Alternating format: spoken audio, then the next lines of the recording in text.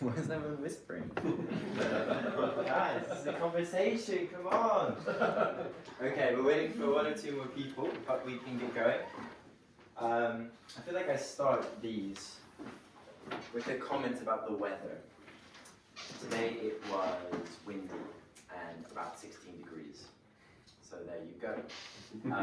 Welcome to Continental Conversations. This is a bi-weekly student-run lecture series on continental philosophy, which is all that good stuff which you really don't get access to with your philosophy degree, especially at the undergrad level here at Oxford.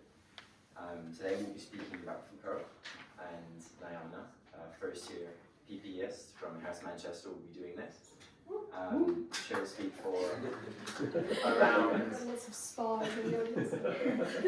She'll speak for around 20 to 30 minutes, and then we'll move on to a conversation with your neighbour, and then to a more broad conversation where we're all sharing our ideas together. And if there's interest, then to the pub to finish off the conversation. That's sort of all for me. It's been a really good year of these events. We're winding down now. Yeah, thank you all for coming, and let's welcome Nayana.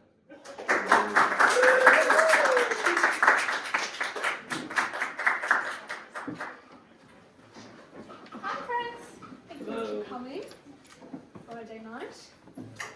I'm going to talk about Michel Foucault, who I drew here. He is, or was, a French historian and philosopher living in the 20th century. He's born in 1926 and died at the age of 57 in 1984. Died quite early, an early victim of AIDS, unfortunately. Most of his work, most of his lectures were from the 60s, 70s, and until his death. And he's associated with, the 1968 protests. There were a lot of communists at the time, so we're in a period of a lot of social uproar and movements. And I chose to talk about Michel Foucault because I feel like he's referenced a lot. He's name dropped by philosophy students left, right and centre, saying, I think Michel Foucault would agree with that. And you don't really pick up on a lot of the referencing if you don't have any idea what he talks about. So I wanted to do a short introduction. It's not going to be in depth. It's going to be try to compromise, a life's work into a 20-minute presentation. We'll see. So I'm trying to give you sort of, in Norwegian we say a mental hook that you can tie or hang things on. And then besides from that, I'm trying to give you some perspectives or a concept of power that you can in some way divorce from Foucault. Even if you haven't read Foucault, even if you won't have time to read him over the summer or in the future, you'll still have some new perspectives that you can use in your own thinking and your own reflections. So that's also what I hope to bring forward. If you read some of the questions at the back of the handout, I'm trying to not make it about Foucault, what did he write about on page 37 of this in this book, but how can we try and use this when we look at the world around us. So Foucault was revolutionary across the board, and you'll find him in all of the social sciences and humanities almost, because he really redefines how we look at and how we define power, which is everywhere. He studied psychology and went to a psychotherapist when he was quite young. Hated psychology famously, or was very critical of it anyway, but was very interested in the subject and how the subject is formed, how we form our identity, our personalities, all of those little things. And he found that the way that we look at power today, both in the 70s but also to a large degree today, is an inadequate tool for analysing subject formation and how we form identities. So that's why in the end, all of his works were about power, but he says at the end of his life, it's funny that all of my projects are about power because I really wanted to talk about the subject. I never really got to it because our concept of power was so inadequate. So I think it's good to start with what our conception of power, what the common conception of power is, which is a very hierarchical, you've got one person on top. If any of you have read like Hobbes or Leviathan, you've got the sovereign at the top, the king, who can do whatever he wants to all his subjects. Foucault calls this repressive power because it's a power that is possessed by someone who sort of presses the rest of them down all of the time. And we see them in institutions of domination or exploitation. We see them in the states, we see them in laws, we see it in a military, a foreign military who takes over a new country, things like that. It's a very intuitive sense of power. It's a very negative, rule. And the techniques of repressive power is, well, one of them is torture, or has been historically. And Foucault starts his very famous book, Principle and Punish, by talking about torture. He talks about a guy who killed, or tried to kill actually, the French king. And he starts with how they write what his punishment will be, which is like torn his flesh apart, pouring molten lead over it, rip all his limbs off. And when you read it, you're just horrified. You think, surely nothing can make you, nothing can justify this. But it's a punishment of the body, and it's not really about the person of the act. It's about establishing the dissymmetry between the sovereign on top and you, the little subject. How dare you to try and defy me? I'm literally gonna show everyone that you can't do this. So it's just a punishment that's a reaction to a failure to obey. That people are not obeying. They're not doing what they should do. So in a way, it's a deviation from what you should be doing. And this, we say, oh, this is such an inhumane way to punish. But what Foucault says, it's also a very ineffective way to punish people. Because every time they do something wrong, you have to, get in the military, get in the horses, get in the molten lead, start tearing the skin off. It's a huge process. So instead of this, he says, slowly but surely we find a much better way, much more efficient way of punishing people, which is just making sure that they don't do anything wrong in the first place. So one of the YouTube videos I watched used the example of being in a store, I think most of us don't really have the desire to steal all of the time.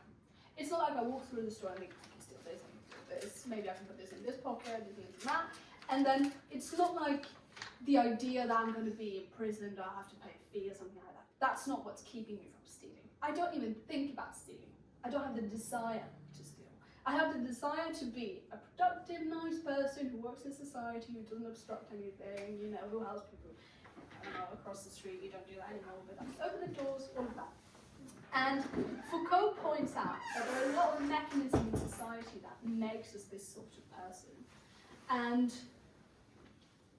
he points out first in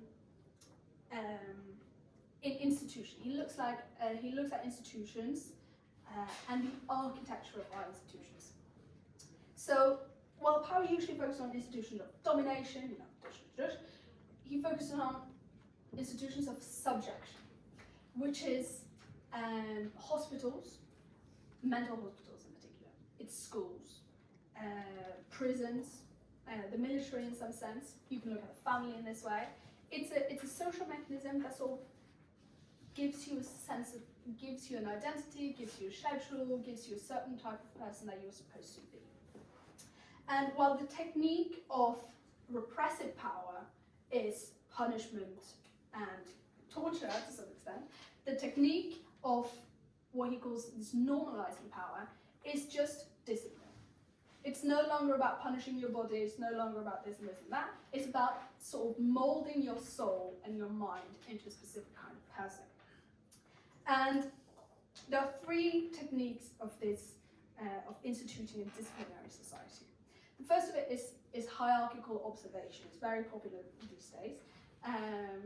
It's a way to structure a room so that everyone can be seen at the same time. You can see in this room, you're sitting on rows, I can see every single one of you at the same time. If any of you do anything weird, I can point it out, I can, harass you in the crowd if you do anything freaky.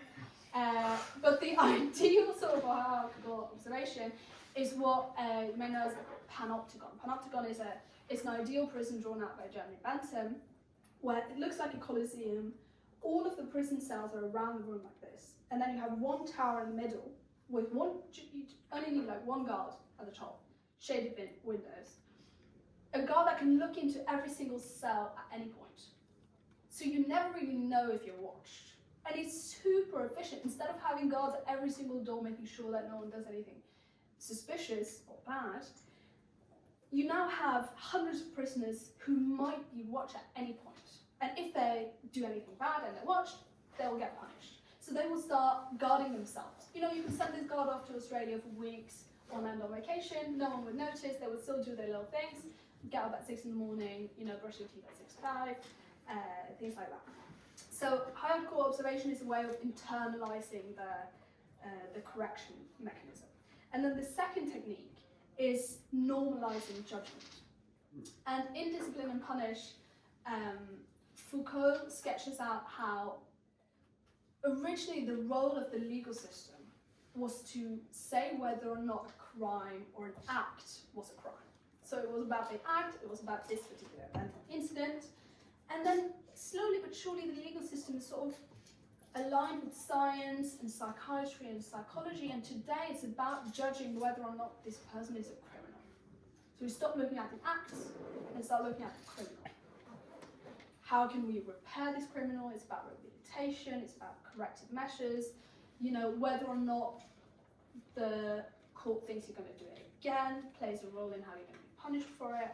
So it's a very different way of, it's a very different focus that creates standards for what is a good person and what is a bad person. And we see this across the board. It's not just the legal system, it's also science. You know, science can tell you when you're allowed to drive or when you're not allowed to drive anymore because your eyes test on that, or when you have to retire. All of these things are ways of telling us what's normal and what's not normal. It's a way of sort of positioning us in a certain framework. So that's the normalizing judgment. And then thirdly, we have examination, which I thought might be, if you a lot of you might have exams coming up. Examination combines these two. We've got the hierarchical observation, we've got rows here in Oxford, we've got gowns, the whole thing, you have to show up on time, if not you're not allowed to let in, you have to use black pen, probably, things like that. The whole architecture of it is about force, it's about you have to do a certain thing. And then at the same time, it's about establishing truth. After the examination, we've got grades, marks, we've got average, we've got first 2-1, we can put you into different slots, categories, what kind of person are you, a good student, are you a bad student, progress. We got a whole, you know, sheet of paper where we can position everyone into to tell you something about yourself. And this is a very central point of Foucault's theory, is the connection between knowledge and power. Let's think, I mean, Francis Bacon said, knowledge is power. And when we think of that, we think of it as knowledge preceding power. We have knowledge first, and then if I get the knowledge, if I pick it up, I can use it in my to my advantage. I think Plato's example is that if you have a ship and you're the captain of this ship, you need to learn how to navigate the ship, how to use the stars, how to use the wind. I can't do the ship thing, but you know, aerodynamics probably. Things like that. You need to know all of that to be able to do anything with the ship. There's no use in being the captain of a ship if you don't know how to sail. So this is our common conception of the relationship between power and knowledge. That knowledge is something that you need in order to sort of use your power. But this already assumes that power is something that we possess.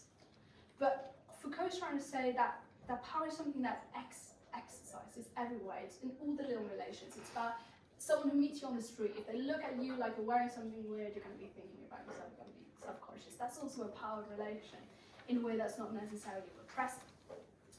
And he says power constitutes sort of the limits of knowledge. It's power that creates our knowledge in the first place. And it's hard to imagine that because it's not a deliberate agent. There's no one who's sitting down like, this is what a healthy person is. To some degree there is. But I think what he's trying to say is that power is a bit out of our control. Power is just created. But what I want you to retain from this particular point is that instead of looking at power as something that's top down, we have to look at it as something that circulates. It's everywhere. He calls it capillary power. I know if you that's medicine, capillary is the smallest part of our lungs that goes into. So it's about the depths of society. He also calls this the orthopedics of power, the normalizing power. This on the back of your sheet you've got a little tree. And this is orthopedic. He uses science and medicine a lot because he's trying to criticize all these things that we take for granted as universal truths. He's trying to say these are actually very effective ways of controlling I don't want to say controlling the population, because it's not necessarily bad, it's just something you need to be aware of. And orthopedics is a medicine that's trying to correct your spine, your bones.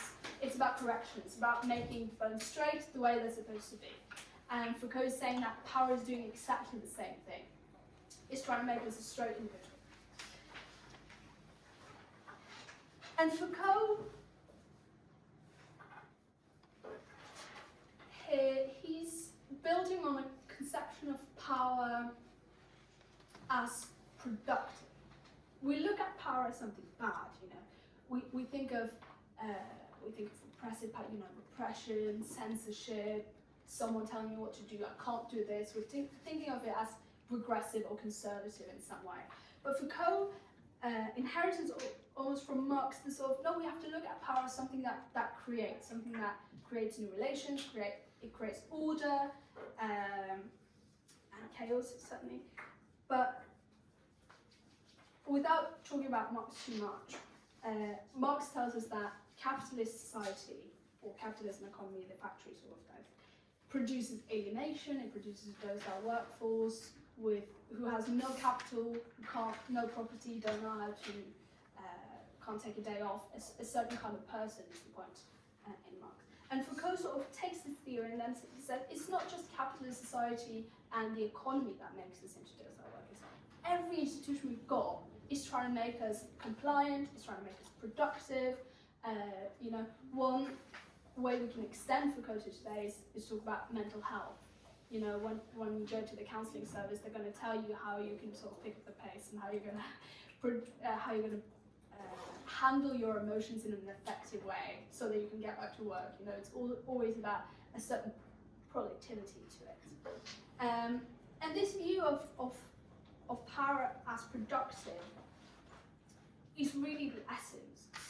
Because even though I've given you a sort of dystopian view of power as something that we can't really escape, it's also a good thing. Power produces the knowledge we use to really position ourselves in society. And it doesn't only produce knowledge, it also produces the subject in our identity, which was the true project of Foucault. And I think I got one quote by a guy called Gerd Christensen, where he says, power attaches to discursive formations through which it produces human subjects. Discursive formations is just the words, the concepts, the framework we have to take in the world. And we necessarily position ourselves in that framework all of the time. So when hospitals tell us what a healthy person is, what a sick person is, we learn that. When psychiatry tells us what a mentally healthy person is, we listen to that. Famously also, the term or the category of homosexual, lesbian was a psychiatrist term. It was a mental illness in the beginning, one that Foucault himself was diagnosed with quite early on. And I think the word homosexual is a good thing to look at because it used to be a mental illness, it used to be a repressive or a normalizing thing. You don't want to be a homosexual. It's a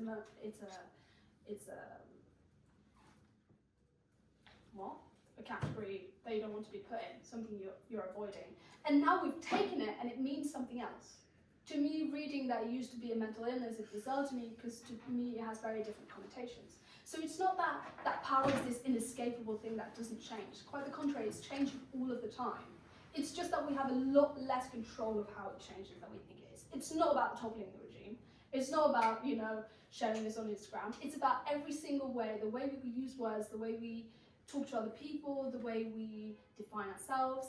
And I think, in a way, it ties really good, ties together with 2 weeks ago, Sasha, who's not here unfortunately, had a talk on Audre Lorde, who is a black woman who fought for equal rights and fought against racism.